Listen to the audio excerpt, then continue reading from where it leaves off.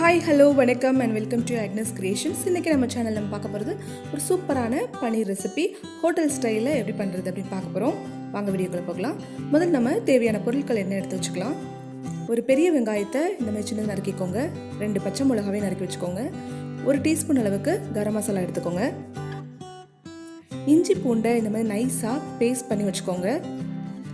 ஒரு 6 முந்திரி பருப்பை கொஞ்சம் வார்ம் வாட்டரில் இந்த மாதிரி ஊற வச்சுக்கோங்க.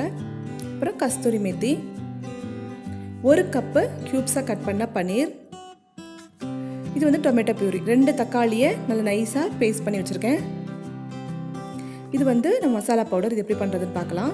2 டேபிள் ஸ்பூன் அளவுக்கு தனியா விதை, ஒரு 4லேருந்து 5 காஷ்மீரி ரெட்சில்லி எடுத்திருக்கேன். இது வந்து நல்ல கலர் கொடுக்குங்கிறதுனால இதை நல்லா வறுத்துட்டு ஆற வச்சு நல்லா கோர்ஸ் பவுடராக பண்ணிக்கோங்க.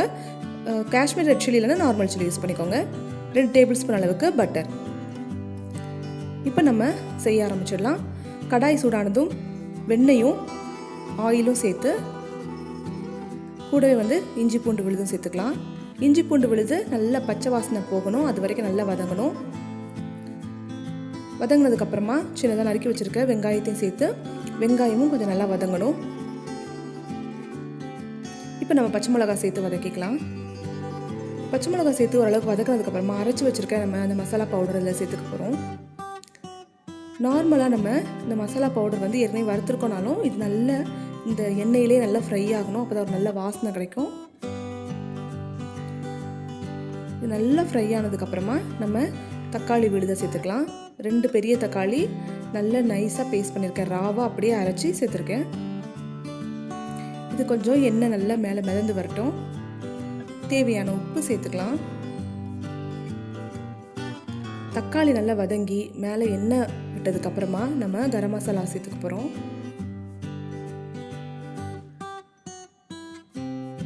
இது வரைக்கும் நம்ம தண்ணியே ஆட் பண்ணல. நம்ம கடைசியாக தான் தண்ணி ஆட் பண்ணோம். ஏன்னா இது பச்சை வாசனை போகிற வரைக்கும் நல்லா வதங்கணும். தண்ணி இருந்ததுன்னா அந்தளவுக்கு வதங்காது. இப்போ நம்ம அரைச்சி வச்சுருக்க அந்த முந்திரி பேஸ்ட்டும் கூடவே கொஞ்சமாக நம்ம தண்ணியும் சேர்த்துக்கலாம்.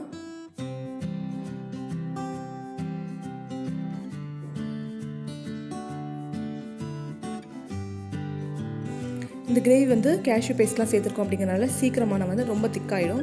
ஸோ நம்ம கொஞ்சம் தண்ணி சேர்த்து இது நம்ம நல்லா கொதிக்க விடணும். பார்த்திங்கன்னா நல்லா பாயில் ஆயிடுச்சு. இப்போ நம்ம கஸ்தூரி மேத்தி சேர்த்துக்கலாம். நல்லா இந்த மாதிரி கையில் தேய்ச்சிட்டு போடணும். அப்போ தான் நல்லா வாசனையாக இருக்கும். பன்னீர் வந்து லாஸ்ட்டாக தான் சேர்க்கணும். ஏன்னா பன்னீர் ரொம்ப குக் ஆகிடுச்சுன்னா ரொம்ப ஹார்டாக ஆகிடும், சாஃப்டாக இருக்காது. இப்போ லாஸ்ட்டாக நம்ம பன்னீர் சேர்த்துக்கலாம். பன்னீர் சேர்த்துட்டு இந்த கிரேவியோட நல்லா மிக்ஸ் பண்ணிவிட்டு லோ ஃப்ளேமில் ஒரு 5 to 6 மினிட்ஸ் போதும் வெந்துடும். இது பார்த்திங்கன்னா நல்லா எண்ணெய் பிரிஞ்சு வந்துருச்சு. சூப்பராக நம்மளோட கடாய் பன்னீர் வந்து ரெடி ஆகிடுச்சு.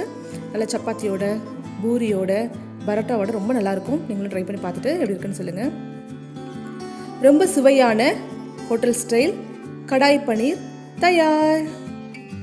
தொடர்ந்து என்னோட சேனலில் வர எல்லா வீடியோக்களையும் பார்த்துட்ருக்க எல்லாருக்கும் ரொம்ப ரொம்ப நன்றி. தொடர்ந்து வீடியோ பார்க்குறதுக்கு பெல் பட்டனை கிளிக் பண்ணிக்கோங்க.